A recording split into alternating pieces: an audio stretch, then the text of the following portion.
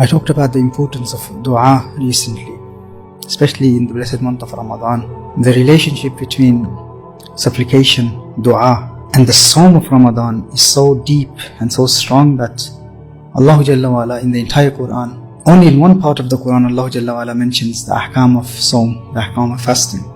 That's in Surah Baqarah. And even in that, right in the middle, Allah Jalla wa Ala mentions dua.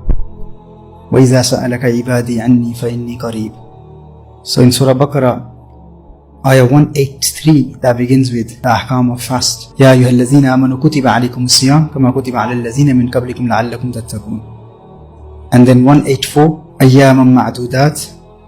185, شَهْرُ رَمَضَانَ الَّذِي أُنزِلَ فِيهِ الْقُرْآنَ. And that when that ends, يُرِيدُ اللَّهُ بِكُمُ الْيُسْرَ وَلَا يُرِيدُ بِكُمُ الْعُسْرَ وَلِتُكْمِلُوا الْعِدَّةَ وَلِتُكَبِّرُوا اللَّهَ عَلَى مَا هَدَاكُمْ وَلَعَلَّكُمْ تَشْكُرُونَ.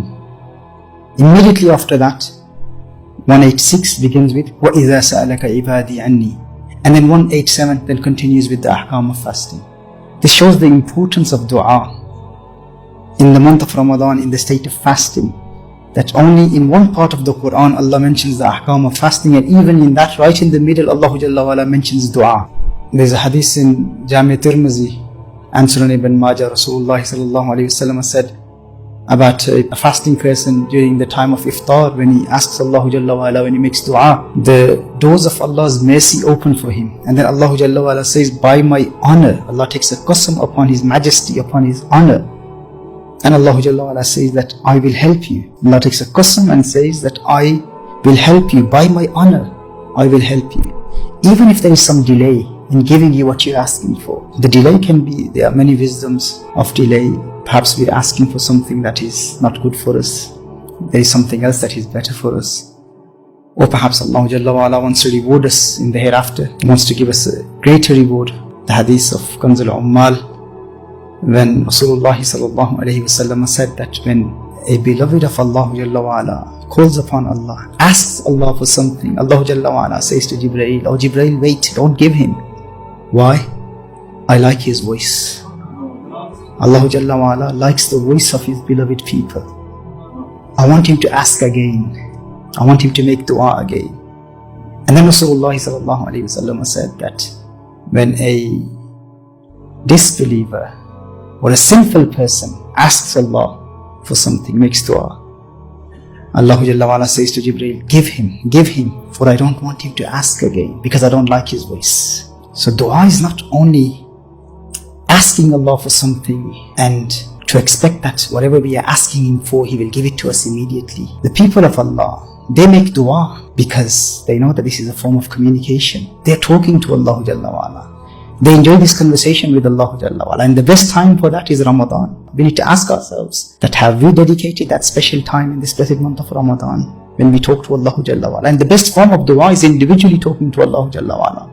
That special quality time every day in the blessed month of Ramadan when we talk to Allah. And not only to get what we want from Allah Jalla wa Ala. These are Allah's wisdoms. If He doesn't want to give us, it's best for us. We make dua because we enjoy the dua. And there's another hadith of Rasulullah sallallahu alayhi wa sallam, Allah is angry with the one who doesn't ask Him for anything. Allah gets angry if you don't make dua. The principles of dunya are different. The laws of the creation are different. If you beg people for something, if you keep asking the creation of Allah for something, they get angry at you. Whenever He meets me, He's always begging. So if you ask the creation of Allah, and if you keep begging the creation of Allah for something, they get angry. But if you stop asking Allah, Allah then gets angry. Allah gets angry when you stop asking Him for something. So keep asking, keep making dua. Sayyidina Yahya bin Sa'id bin Qattan, rahimahullah, in his dream he saw Allah Jalla wa Ala, and he said, oh Allah, I make dua, but why do you delay in accepting my dua? Allah Jalla wa Ala replied, Allah said, because I like your voice. These are the people of Allah, I like your voice. So continue with this practice of dua, and not only to get what we are asking for. This is an act of worship, and the best time for this ibadah is the blessed month of Ramadan. And within the blessed month of Ramadan, the best time for this is the time of iftar. Keep asking Allah Jalla wa Ala. May Allah Jalla wa Ala bless us with His guidance so that we can continue to make dua.